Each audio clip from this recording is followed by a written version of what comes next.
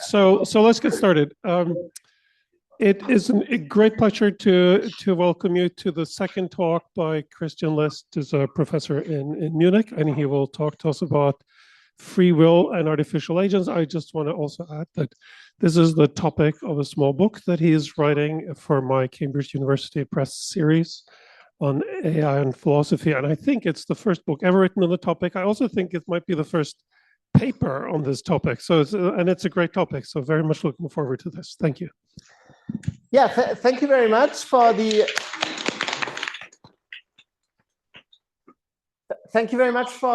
invitation and the generous introduction. I mean, it's wonderful to be here in this beautiful city. I've been thoroughly enjoying my stay here in Hong Kong, and also being able to meet up with so many people, friends, colleagues. So it's terrific. Okay, so I'm going to talk about whether artificial agents can have free will. Now, as you know, there has been a lot of discussion of whether it makes sense to ascribe agency and responsibility to artificial entities. And I want to flag two kinds of entities that have received a lot of attention in recent years. On the one hand, corporate entities such as commercial corporations, states, collegial courts, organizations, universities, and other organized collectives, for short, group agents. So there's by now a massive literature on those kinds of entities, which are clearly artificial entities, and on whether they count as agents, whether they could bear responsibility in their own right over and above their members. And secondly, of course, there's this whole class of entities that more properly fall under the domain of AI, artificial intelligence systems, robots, autonomous agents in this computational sense. Now, it's widely recognized, at least by many people, many commentators, that such entities can qualify as agents in some sense. And actually, in the corporate case, they're even viewed as legal persons. That's their official legal status. But there's been much less discussion of whether such entities could have free will as well. And on many traditional views, free will is a uniquely human phenomenon. Many people take free will to be one of these characteristics that mark out humans as somehow distinctive. And so for this reason, I think it's important to ask whether artificial agents can have free will too. I mean, contrast this with these questions about sentience and consciousness. I mean, there's a lot of debate these days about whether AI entities are in some sense sentient, or whether they have consciousness, or whether they could have consciousness in the future, depending on how those systems develop. So that question has really received a lot of attention in the debate, but the free will question, relatively little.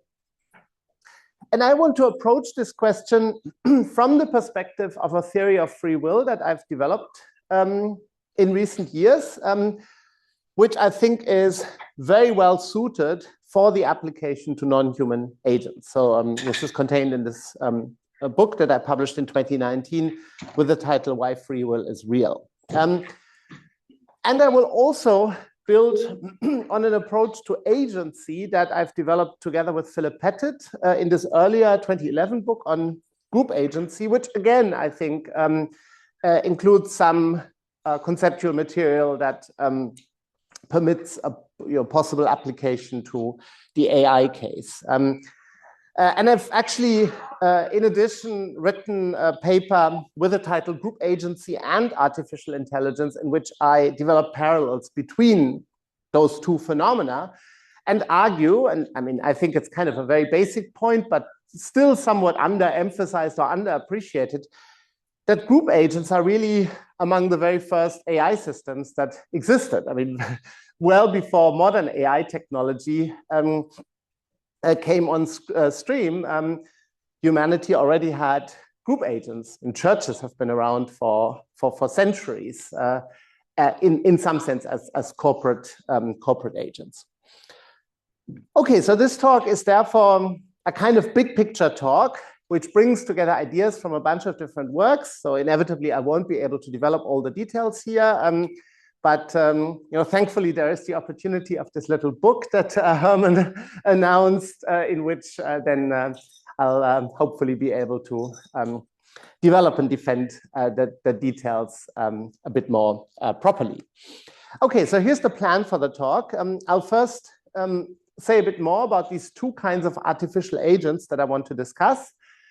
Then I'll briefly introduce my preferred theory of free will. So this will take some time, but this is the sort of important framing that is needed in order to then apply the analysis to artificial agents. And then that's what I'll do in the final part of the talk.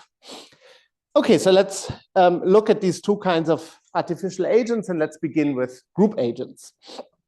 Now, group agents are organized collectives which function as goal-directed agents in their own right over and above the individual members.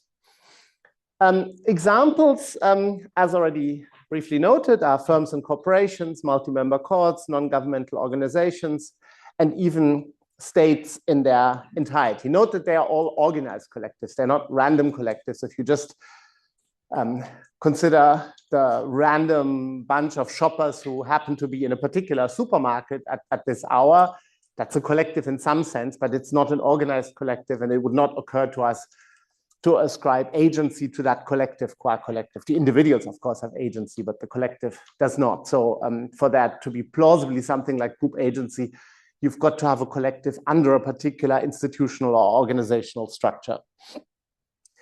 So when we explain the behavior of those examples of organized collectives, think of corporations, for instance, and also when we think about them from a moral or legal perspective, we tend to ascribe beliefs, goals, and intentions to them. I mean, we routinely talk about what British Petroleum wants or desires or thinks.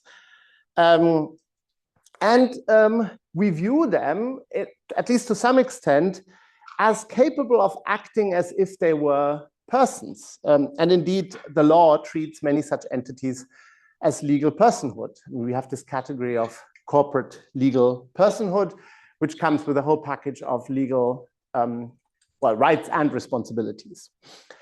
So when the state declares war against another state, this counts legally, officially, as the action of the state, not just as the action of some individual members of the state, individual politicians, officials, decision makers. Similarly, when a corporation sues another party in the courts, the plaintiff of this lawsuit is the corporation, not its managers, employees, or shareholders. It's sort of, I don't know, OpenAI versus something else, not Sam Altman versus someone else. And some individuals will, of course, have contributed to all of this, but both from a conceptual perspective, if we think about where is the sort of locus of agency that we ascribe, and also from a legal perspective, a normative perspective more generally, it's the state or the corporation that is declaring war or entering litigation. And this description of agency is clearly explanatorily useful. I'll say more about this as we move along. And it plays a key role in the description of corporate responsibility. We find the ascription of agency to certain collectives across the social sciences. I'll just give you a few examples. For instance, in the theory of the firm in economics, which explains the behavior of firms and corporations by depicting them as rational agents maximizing expected profits. I mean, notice that in microeconomics, firms are modeled in exactly the same way in which individual human consumers or individual human market participants are modeled, namely as utility maximizing rational agents. I mean, we can debate the extent to which there's full-blown rationality in the homo economicus sense, but some people even argue that firms are a closer model of the rational homo economicus than any human is. But at any rate, the ascription of agency is very much at the center of those economic explanations. We also find a similar idea in so-called realist theories of international relations, which explain the strategic interactions between different states through the lens of game theory and rational choice theory, where again, the states are treated as somehow unitary rational actors. One interesting point about the history of game theory is that the development of this field was promoted very much through strategic studies and military-related think tanks in the United States, like the Rand Corporation and others, in the Cold War period. So now we tend to think of game theory perhaps mainly as a theory of rational strategic interactions between individual decision makers. But in fact, the sort of strategic interactions between state actors were sort of the paradigm case study that motivated and inspired much of the development of game theory. So there are famous models of strategic interaction between the United States and the Soviet Union at the time, and there were game theoretic models of the Cuban Missile Crisis, and so on and so on. So again, also in that field, you find the ascription of agency to collective entities. Now, all of this raises the question of whether talk of group agency may be just some kind of fiction or metaphor or something that can always be reduced to talk of the individual members and their actions. And in this book that I briefly mentioned, Philip Pettit and I defended a negative answer to this question about the reducibility of group agent talk to individual agency talk.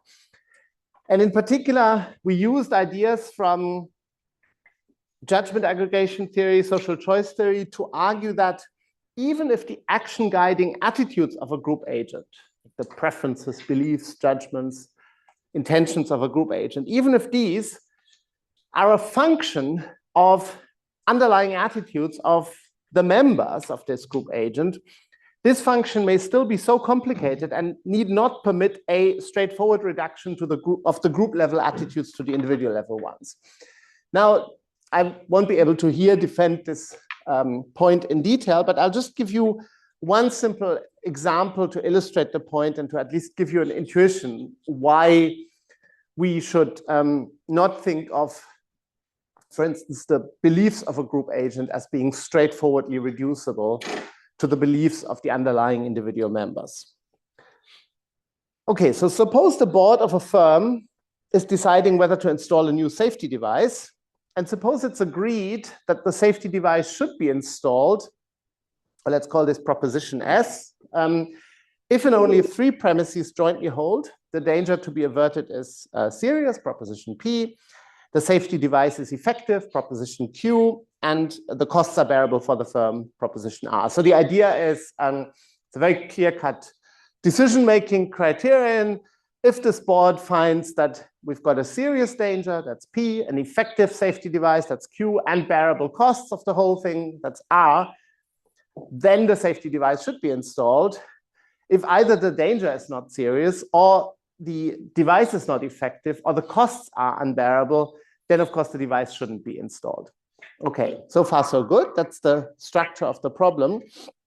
And now suppose, just for the sake of this example, that the individual judgments among the board members are as follows.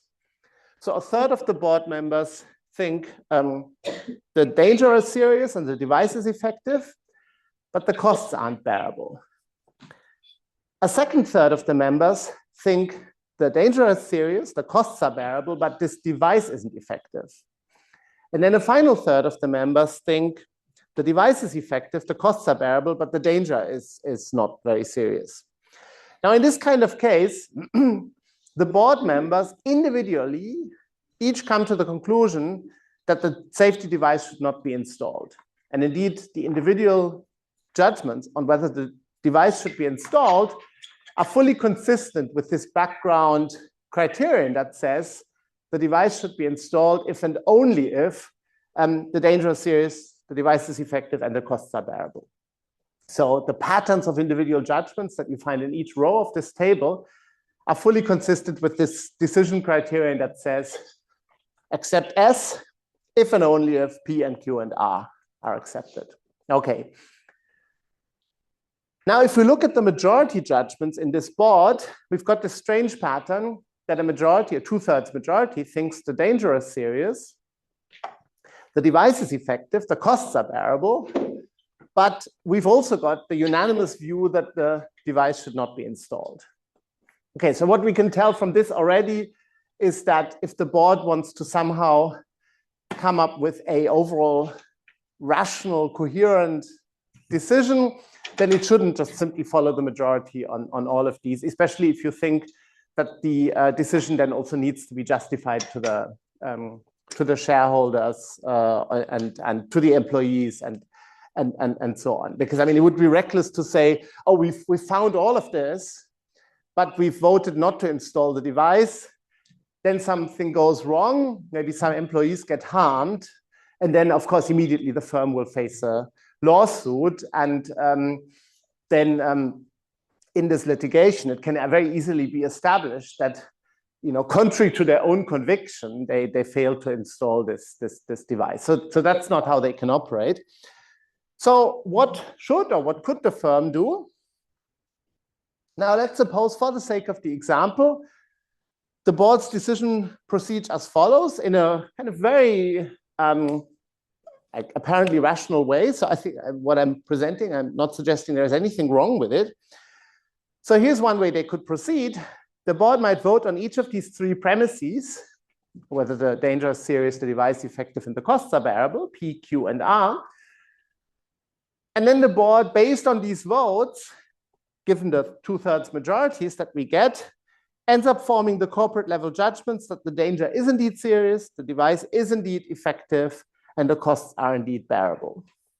And then, so it basically takes majority votes on these and goes with these judgments.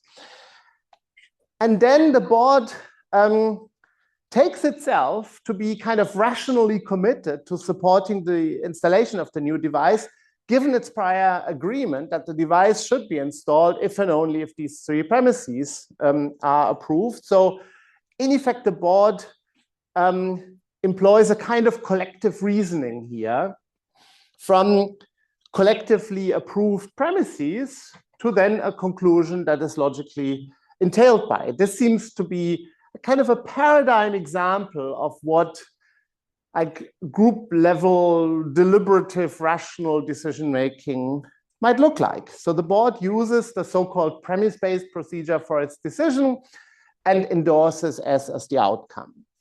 So instead of just taking a vote on this further question about whether the device is installed, after the board has adjudicated these three premises, it rationally derives the conclusion that the device should be installed. So far, so good. The board ends up with a coherent set of judgments. Okay. But now, crucially, this group agent forms the action guiding judgment that it should install the new safety device, even though none of its members individually share this judgment. I mean, in a sense, that's okay, because we're talking about the group agent. We're not talking about the individual members. And so what matters is whether the group agent qua corporate entity is committed to this view. And following this procedure, the answer is it is. But still, there's this sort of disconnect here between the corporate judgment that has been derived via this premise-based procedure and the individual judgments on this question. And what this just illustrates in one simple example is that if this group agent overall achieves a coherent, rational set of judgments or set of views, then it will not generally, not always be the case that its beliefs or views or judgments on any particular issue are just some straightforward function of the individual judgments on this issue, which we can immediately see illustrated in this example. So what this illustrates, of course, what it doesn't prove, this is just an illustration. To prove this, one would need to appeal to much more general results. But what it illustrates, and this is the sort of more general thesis that we, Philip Pettit and I defend, is a kind of non-reducibility thesis, which says that a group agent's attitude qua corporate entity on an issue need not be reducible to its members' individual attitudes on the same issue. At most, there may be a more complicated holistic pattern of dependence between individual and corporate attitudes. And I think this is actually a very general phenomenon. Any complex corporate entity may also be bound, for instance, by prior judgments, prior decisions that it made. It may need to follow rules of precedent. And so we cannot assume that its views, its stand on any particular issue can just be straightforwardly determined by some kind of snapshot vote or snapshot summary of the individual views on this issue at the given time. And this is just one illustration of why it is that talk about group agency may be more than just a shorthand for talk about the participating individuals. I mean, Philip Pettit has sort of used this language of saying, groups have a mind of their own. So that's sort of one way to put this point. But at any rate, if we do ascribe something like mental states to a group agent, these are not generally straightforwardly reducible to underlying mental states of the individuals in this sort of proposition by proposition manner. Okay, let's move on to AI. I'll say much less about this here because I'm speaking to a group of experts in this field working in the area of AI, so I'll be much more brief. AI agents can be defined at a first glance as artificial systems, such as computational or robotic ones, that perform cognitive tasks and or interact with their environment in ways that we would conventionally describe as the exercise of intelligent agency, whether it is human agency or animal agency. And in fact, if we look at this classic AI textbook by Russell and Norvig, sort of one of the landmark textbooks that's been used to teach AI to generations, many cohorts of students, they characterize the field of AI as, I quote, the study of agents that receive percepts from the environment and perform actions. So at least, I mean, as I'm sure you all know, these sort of agentic definitions of AI are quite common. A well-known distinction, just to flag that, is between weak and strong AI. Weak AI refers to AI narrower than human intelligence due to, for instance, being restricted to fixed computational tasks, number crunching, and so on, maybe in a satellite navigation system or something along those lines. Whereas strong AI refers to artificial intelligence that is somewhat more similar to human intelligence in its flexibility and generality. And at the moment, of course, all the big debate and current frontiers about artificial general intelligence, or a form of AI that is somehow on a par with or even stronger than human intelligence across many tasks in terms of its generality, flexibility, adaptivity, and so on. Now, my interest here is in what you might call reasonably strong forms of AI, especially in systems that make decisions that used to be the exclusive domain of humans, or systems that at least significantly participate in such decisions. Examples could be driving decisions in transportation, diagnostic decisions in medicine, financial decisions in banking and investments, juridical decisions in legal contexts. I mean, you're all aware of these systems that are used to aid judges' decision-making, or whether there is a recidivism risk of reoffense in convicted criminals and so on, targeting decisions in the military, which is highly salient at the moment, and so on and so on. I mean, the range of application grows by the day. Now, the key parallel between group agency and artificial intelligence basically lies in the simple fact that in both cases, we're dealing with systems distinct from individual human beings and other animals, which nonetheless plausibly qualify as intentional agents. That's really what the parallel is. So you might say agency, intentional agency, is a multiply realizable phenomenon that you find in a variety of different systems. Very traditionally, those systems are biological systems like humans and non-human animals, but the systems could also be social, that's the corporate case, or those systems could be computational, digital, electronic, whatever you might want to call it, which is this sort of current modern AI case. And I would suggest that group agents may be viewed as the very first AI systems that humans ever created, well before modern AI, albeit with a social rather than electronic hardware and software. So the logician Rohit Parikh coined this term social software. He didn't use it quite in this context, but I quite like this concept of social software. So this idea that you can have software and hardware running on a sort of social architecture rather than a digital architecture. And with this kind of parallel, you can easily view, for instance, corporate organizational structures as the kind of operating system for a socially implemented AI system. Okay, so I've introduced these two kinds of artificial agents. Let me move on to free will. Now, free will, very roughly speaking, is an agent's capacity to choose and control his or her own actions. So, for instance, when I choose coffee over tea for breakfast, I think this is a free choice. I like to think this is a free choice. I choose coffee if this is what I want to drink, but I could choose tea instead. The choice is up to me. That's the sort of intuition. I do hope that you all share this intuition. At least there is a lot of psychological evidence suggesting that people in the general public outside the philosophy classroom share this kind of intuition, and not just in one particular place, but this is sort of also apparently an interculturally very widely shared intuition. I mean, once people have been philosophically trained, then their intuitions tend to be more theory laden, and they might raise more question marks about this. Oh, and similarly, of course, when we are faced with more significant choices, many of us think that we sometimes exercise our own free will.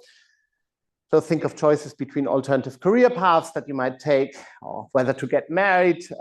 We like to think that these are genuine choices that we face. Of course, nobody would suggest that those choices take place in a vacuum. I mean, there's clearly a million factors, external constraints, environmental influences. I mean, no reasonable notion of free will could ever possibly deny this. I mean, if free will somehow meant that what we're doing is not affected by anything external, or is not affected by anything in our own psychological, personal, social, and so on prehistory, I mean, that would just be a kind of straw man version of free will that nobody seriously endorses. The idea is rather we do make genuine choices, and there is a significant sense in which those choices are up to us, and a significant sense in which those choices can also be attributed to us for explanatory purposes, but also for normative purposes. Okay, so different scholars differ in how demanding they take free will to be. And I find it useful to identify 3 requirements for free will. And I'll say more about them in a second. First, let me just say what they are: intentional agency, alternative possibilities for choice, and causal control over one's actions. So, more precisely, I will assume that only entities that are intentional agents can have free will. So, for instance, a mere physical automaton, which lacks intentions and which doesn't act in a goal-directed manner, would not qualify even as a candidate for free will. Or likewise, this bottle is not an intentional agent. I mean, it's not plausibly a candidate for free will. I mean, the whole issue of free will, meaningfully comes up only in systems that somehow qualify as intentional agents. I'll say more about intentional agency as well. Secondly, any bearer of free will must at least sometimes have alternative possibilities to choose from. This is sort of this famous idea, which is summarized by this much used phrase, "they could have done otherwise." For me to be an agent with free will, at least sometimes it has to be the case that I face choices where intuitively, even though I did one thing, the alternative course of action would have been in a relevant sense possible for me or open to me. Like this coffee versus tea trivial example. I did have coffee this morning, but I assure you, it's a nice hotel. I assure you I could easily have had tea instead. Or someone has free will only if, for at least some of their actions, it would have been possible for them to do something else. And thirdly, any bearer of free will must have causal control over their actions. So again, all of this can be spelled out in much greater detail. I just give you the sort of rough idea. Here, the idea is that the actions must be caused in the right way by the agent's intentions, not by mere sub-intentional physical processes.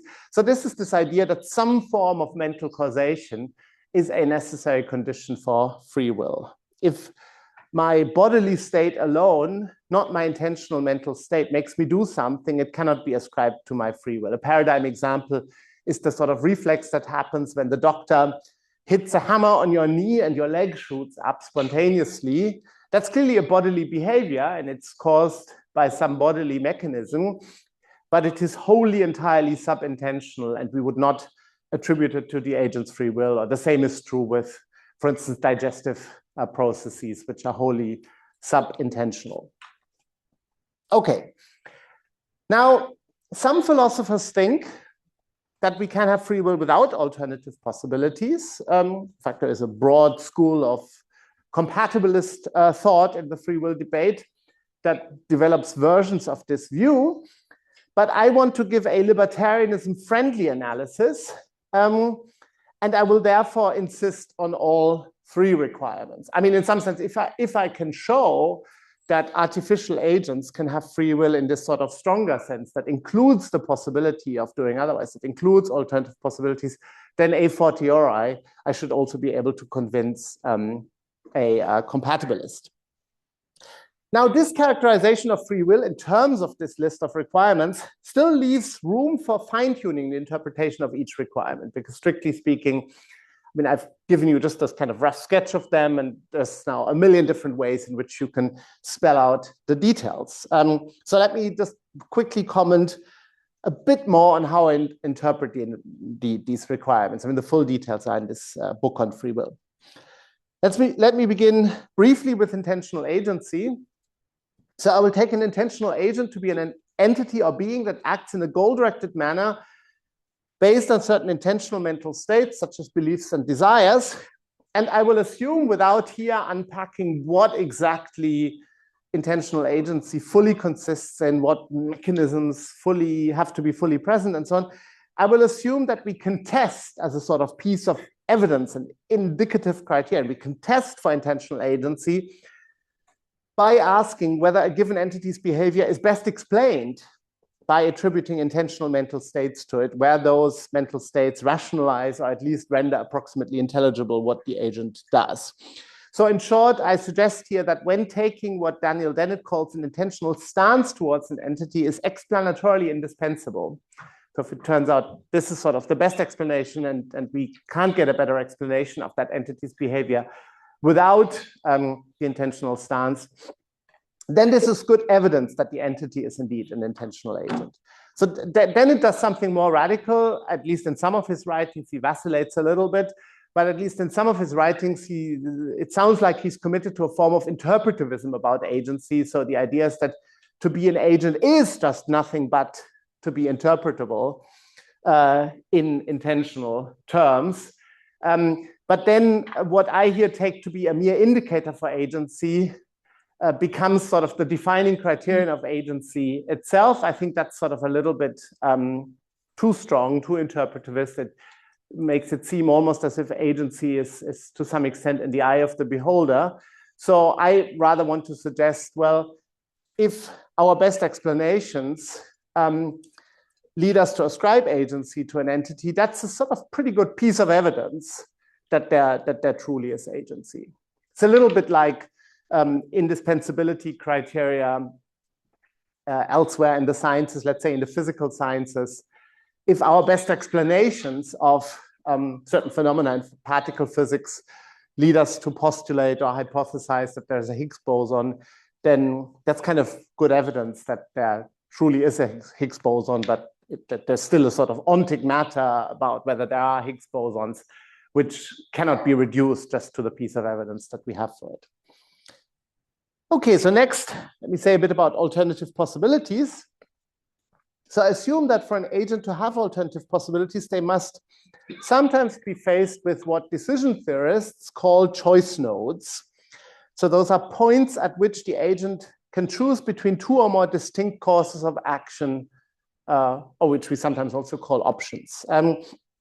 Each course of action must be possible for the agent in the sense that the agent's prior trajectory, qua agent, must permit two or more distinct possible continuations which correspond to the different available options.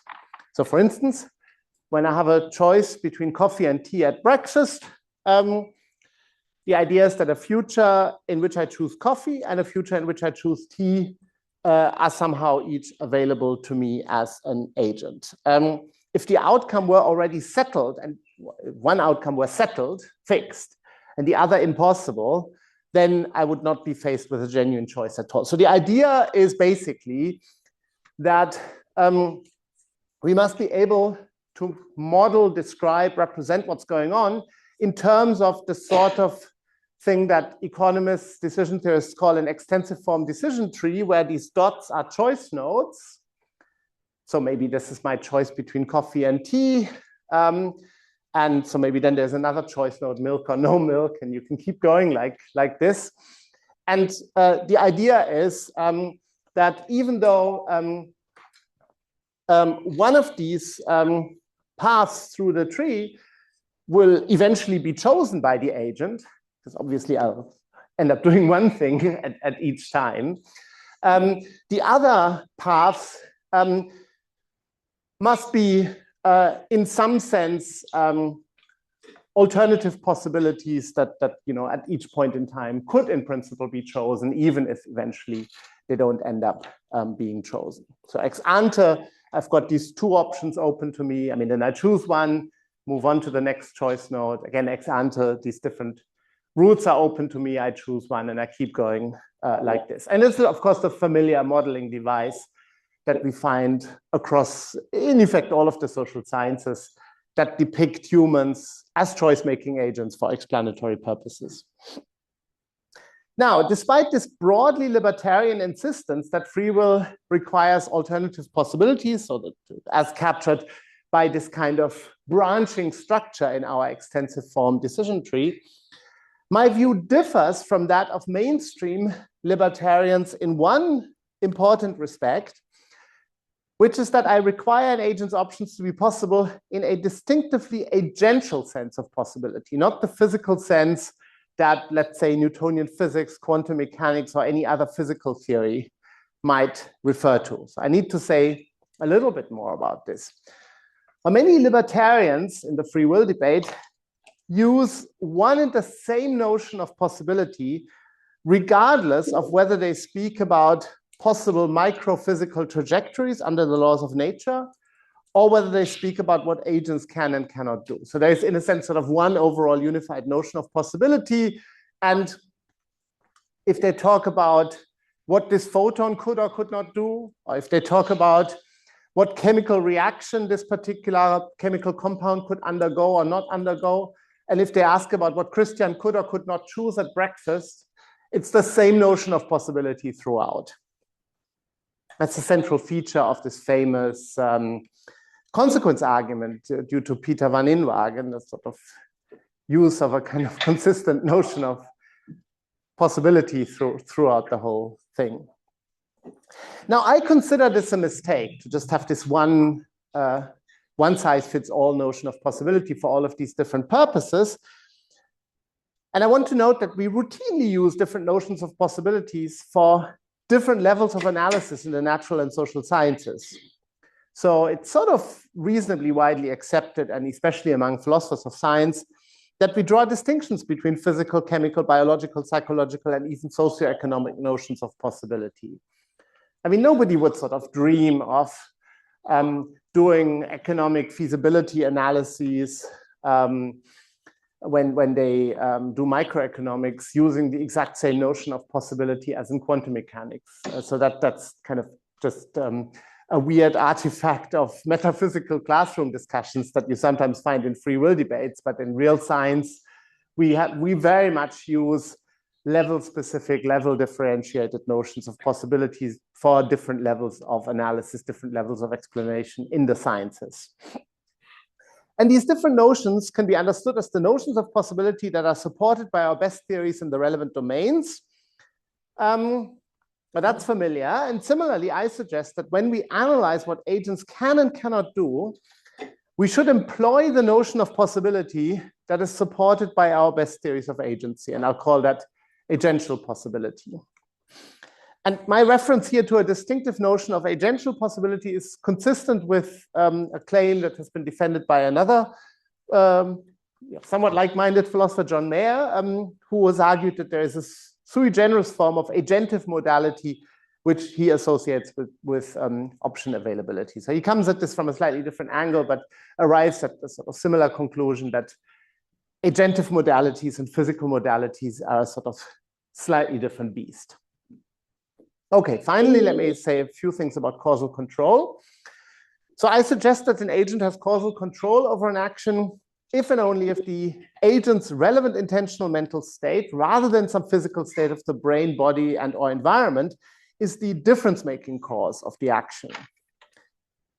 Now, difference-making causation can be analyzed in counterfactual terms. I'll omit the details here, but basically the family of theories of difference-making causation is the family of theories that we find now in the very, very large interventionist tradition. There are different versions of it. There's this sort of Judea-Pearl version formalized with the help of Bayesian networks. There's the Woodward version formalized with the help of structural equations. There's a Lewis version formalized with the help of counterfactual conditionals. So you can technically develop this in slightly different ways, but the key feature of all of these notions is that difference-making causes are causes that co-vary counterfactually with their effects, even in the presence of careful controls. And I think this difference-making notion of causation is also the right notion to think about mental causation. Have defended this way of thinking about mental causation in joint work with Peter Menzies, where we basically defended the reality of mental causation against this famous causal exclusion argument of Jaguan Kim in a 2009 paper in JPhil. The difference-making understanding of causation contrasts with the production understanding of mental causation, which is the one that is actually assumed in some famous critiques of non-reductive mental causation, like Kim's exclusion argument. So Kim is actually internally perfectly consistent. He uses a different notion of causation, the production notion of causation, under which his argument plausibly goes through. But if we focus on difference making, then we argue it doesn't. Okay, so that's enough of a summary of how I like to think about free will. So let me now finally bring all of this together and turn to free will in artificial agents. So do artificial agents have free will? Now, I think the three requirements for free will that I've outlined here give us a template for answering that question. Because for any given artificial entity, whether a corporate entity or an AI system, we must ask, first of all, is it an intentional agent?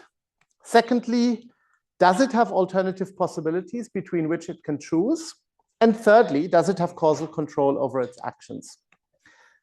And so I think what may have initially seemed like an ill-defined or underdefined, underspecified or intractable question, do these entities have free will, has become at least somewhat more tractable through the lens of these three questions. Because now these three questions, I mean, they're still difficult questions, I admit that, but these three questions are somewhat more approachable or tractable than this more grand metaphysical sounding question, do artificial agents have free will? Now, clearly, there is no blanket answer to these three questions that will apply to all artificial agents. So the sort of boring answer is, well, it all depends, and we need to do a case-by-case analysis. It's clearly for different such entities, we may give a different list of answers to these three questions. But I want to at least briefly sketch an answer strategy And I think this applies to paradigmatic group agents, like paradigmatic corporate agents. And possibly it applies also to sufficiently advanced AI systems. So examples of the kinds of entities to which this analysis seems to paradigmatically apply would be corporations and firms as understood by the theory of the firm, states as understood by realist theories of international relations, collegial courts, and I think autonomous decision-making AI systems in high-stakes settings. And this applies the more strongly, the more, in some sense, autonomously the system is able to operate as a high-stakes decision maker. So let's look briefly at these three questions. Question one, do such entities genuinely possess intentional agency? Now, in a sense, we have already presupposed a positive answer to this question by considering paradigmatic artificial agents, so not just entities that fall short of agency, such as unorganized collectives or weak AI systems. So the kinds of weak AI systems that are good at a sort of very specific number crunching task, well, those are not the kinds of systems that we would even try to explain or approach through the lens of this agency paradigm. So you approach them maybe through the lens of a sort of mechanistic, algorithmic, number crunching, purely computational paradigm, but you wouldn't ascribe decision making to them in any interesting sense. But one might still wonder whether the ascription of agency to those entities on which we do focus is merely an instrumentally useful construct or a metaphor rather than something real. Now, I've argued for realism about corporate and AI agency more fully in those other works that I already briefly cited at the beginning, but I just want to very quickly mention, without fully defending it, an indispensability argument for this proposed realist view about artificial agency. And the argument has two premises. And then, I mean, if you have the argument, we're in the business of deciding whether we agree with the premises or not. But I think this kind of usefully structures the debate. Premise one, the ascription of intentional agency to the given entities, such as corporations and sufficiently strong AI systems, is indispensable for explaining at least some important aspects of their system level behavior. We can debate this. So maybe some people think you can always give some kind of low-level, purely mechanistic, algorithmic explanation of all of this.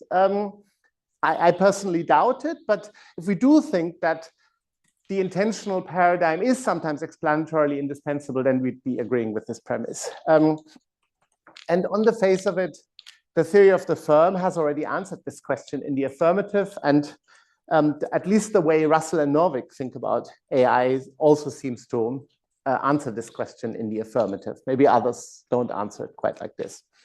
Premise two, this is more of a kind of methodological premise from the philosophy of science. You can think of it as a version of the famous naturalistic ontological attitude that goes back all the way at least to Quine. If the ascription of some property to an entity is indispensable for explaining some of its behavior, then we are at least provisionally warranted in assuming that the entity really has that property. So indispensability is a sort of defeasible indicator of reality. It's only an indicator because it's still an independent kind of ontic question whether the property is genuinely real, but it's explanatory, postulating it being explanatorily indispensable is at least some kind of good piece of evidence that the entity really has the property, but it is, of course, defeasible if there might be other considerations speaking against it. And from these two premises, we can derive the conclusion that we are provisionally warranted in assuming that the given entities really are intentional agents. And my suggestion is that at least some group agents and some AI systems, either now or in the not too distant future, will be such that we can give yes answers to the questions asked by these premises, and therefore have at least a provisional warrant for assuming that those systems genuinely are intentional agents. Okay, question two. Do artificial agents have alternative possibilities? Now, given my earlier clarification of what is meant by alternative possibilities, this becomes whether those agents are sometimes faced with choice nodes, the points at which they can choose between two or more distinct courses of action, and where their prior trajectory permits distinct possible continuations corresponding to these different available courses of action.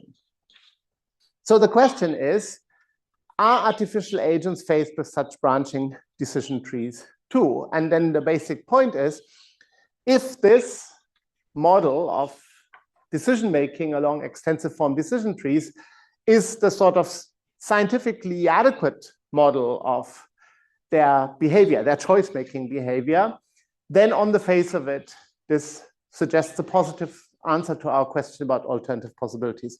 If, on the other hand, we were better off with kind of completely deterministic, mechanistic modeling of the systems without ever ascribing these extensive form decision trees, then the answer would be negative.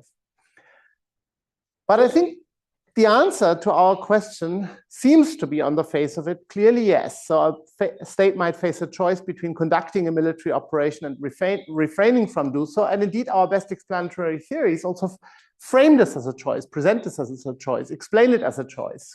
Indeed, I think for the applicability of intentional explanations, we need to presuppose that there is a choice to be made here. I think if we're not presupposing that there's a choice, then the entire scheme of intentional explanation is inapplicable. If you've got a system that you model like a dynamic system or stochastic process in the physical sciences, you're not attributing choices, and intentional explanations would be utterly inapplicable. So the idea here is, up to the decision in question, each option may be a genuine possibility that is not ruled out by any prior hard constraint. And that's indeed how IR theorists think about strategic decisions made by states. Likewise, and again, this is fully in line with what microeconomics would say, a firm might face a choice between investing in a new market and not investing, where the firm enters the deliberative process with, in a sense, an open mind, and is not subject to any hard constraint that would rule out one of these courses of action from the beginning. And indeed, microeconomics officially formalizes models, explains this as an act of choice making by the firm, where the choice is different, where the firm has different, in a sense, agentially possible courses of action it could take. And very similarly, an AI decision-making system faces a choice between different courses of action in a flexible and evolving environment, whether it is how it should navigate, which medical diagnosis it should give, and so on. And in fact, the Russell and Novick book really develops all of this around a decision theoretic paradigm where a form of choice making is attributed to those AI systems.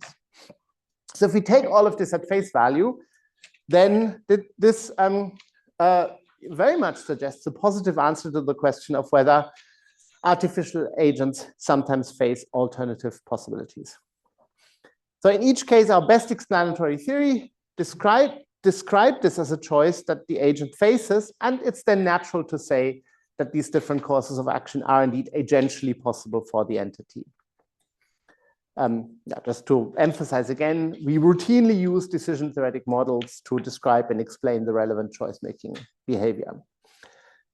And if we're realists about these explanatory theories, then it seems we should also be realists about the choice nodes that those theories attribute to the entities in question. Now, at this point, one might still wonder whether there could be alternative possibilities in a system in this decision theoretic sense if the system is ultimately based on a deterministic architecture. This is particularly relevant in the AI case, where maybe underlyingly you've got algorithms running on a deterministic computer. So at the sort of surface level, when you interact with the system, this may look like a choice-making agent, but underlyingly, you might genuinely have deterministic algorithms. And I want to argue, perhaps counterintuitively, that alternative possibilities at the system level are compatible with determinism at some lower level.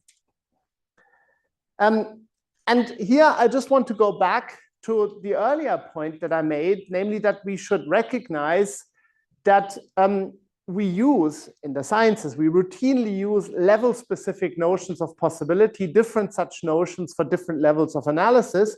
And the notion of agential possibility at the level of a given system is very much a macroscopic modal notion, which should be defined as possibility relative to the high-level state of the artificial agent qua decision maker, not as possibility relative to the detailed microphysical or individual level state of its component parts. I actually suggest it's the same with humans as well. If you ask, is it possible for Christian to choose tea or coffee? This is possibility for Christian as an agent relative to the sort of high-level agential state of Christian qua agent, qua intentional agent. It's not possibility relative to the sort of detailed microphysical system up to the tiniest molecule that this sort of underlying body or realizing machine consists of. It would be kind of a category mistake to use the microscopic notion of possibility for the macroscopic target of analysis.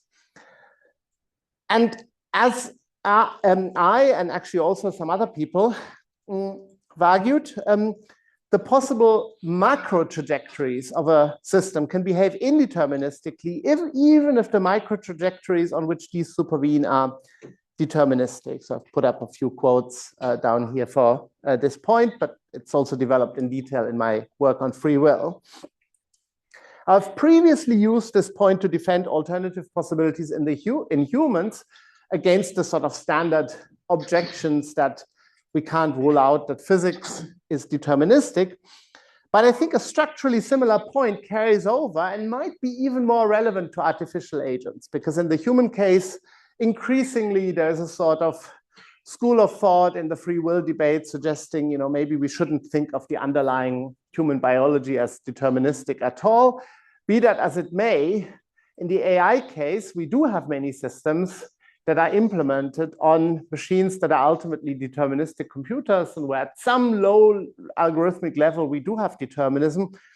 But I still think the point carries over that determinism at the lower level does not rule out indeterminism at the appropriate higher level of agency. And I just sketch, without discussing it here, a toy example. We can come back to it in Q&A, just to give you the sort of intuition.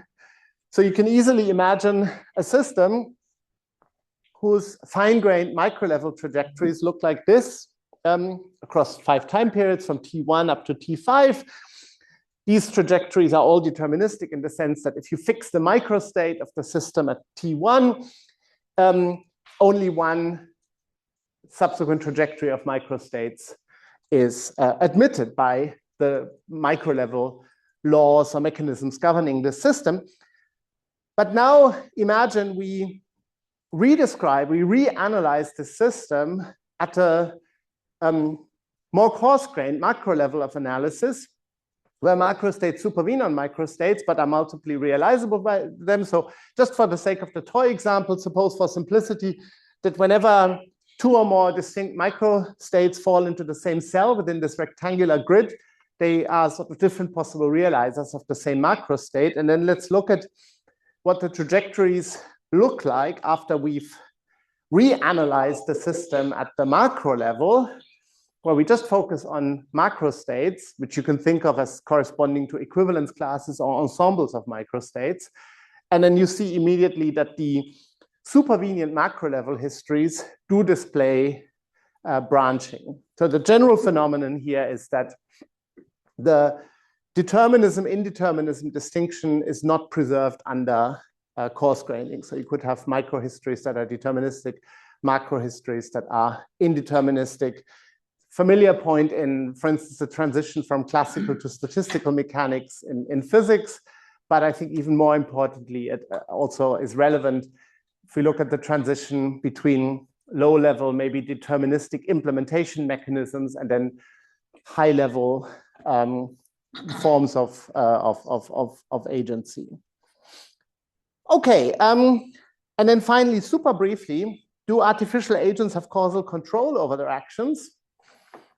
And as I've suggested, we should say that an agent has causal control of an action if and only if the agent's relevant intentional mental state, which again is a high-level state, rather than some underlying physical or low-level state, is the difference-making cause of the action. So the key issue is, for instance, my intentional mental state the difference maker of the action of lifting this bottle? Then that's an instance of mental causation. If some low-level, purely physical, subintentional bodily state is the difference-making cause, as in the case of the mere reflex, when my leg shoots up after the doctor hits it with a hammer, then this is not a case of mental causation or causal control.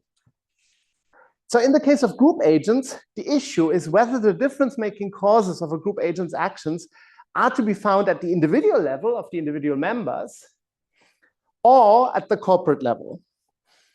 And given this non-reducibility thesis that I very quickly outlined earlier on, I suggest that if a group agent, qua corporate entity, forms the intention to take an action and acts on its basis, it's typically the corporate intention that qualifies as the difference-making cause, rather than any underlying profile of individual level attitudes. And let me just very quickly say why I think that is so. First of all, as just illustrated by the example of the safety device earlier on, none of the individuals even needs to share the relevant action guiding corporate attitude. The corporate attitude could be kind of quite disconnected from the underlying individual attitude, and still the corporate attitude would make a difference to what the group agent does. Secondly, none of the individuals needs to be pivotal for the corporate attitude and action. So if you vary some of the individual attitudes, the corporate attitude could actually remain invariant.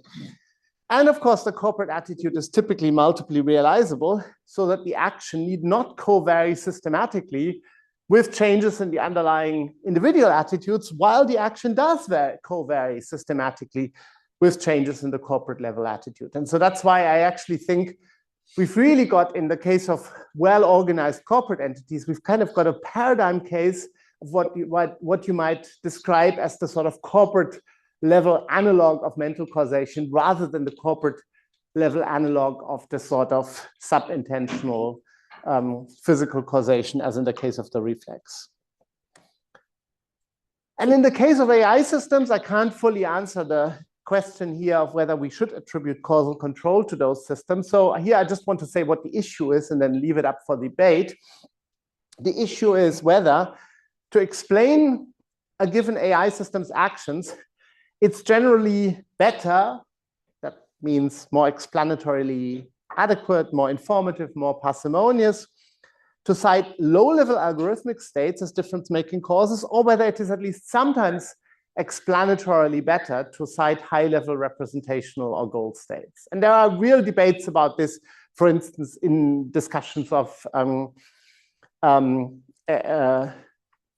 explanatory questions in the AI context. Should we look for high-level explanations, low-level explanations? Which ones are genuinely explanatory? Which ones are just sort of ad hoc or post hoc stories? And of course, I can't settle these discussions here. I just want to flag that these discussions are relevant for answering our question. Now, I suspect, and have suggested elsewhere, that at least sometimes these high-level representational or goal states are indeed better cited as explanatory, but still, as I recognize, this is a matter for debate. But if it's sometimes better to cite high-level representational or goal states as the difference-making causes of the AI system's actions, then at least in this case, it looks like we are referring to the analogs of mental rather than physical causes, because you can think of the low-level algorithmic states as the sort of analog of subintentional physical causes, and the analogs of the sort of high-level representational goal states as the analogs of mental causes. And much then also depends on the nitty-gritties of the organizational structures of those systems. There's clearly no blanket one-size-fits-all answer. Okay, so just to wrap up, all of these considerations suggest that once we are realists about artificial agency, the step to artificial free will, even with alternative possibilities, is actually not such a huge leap.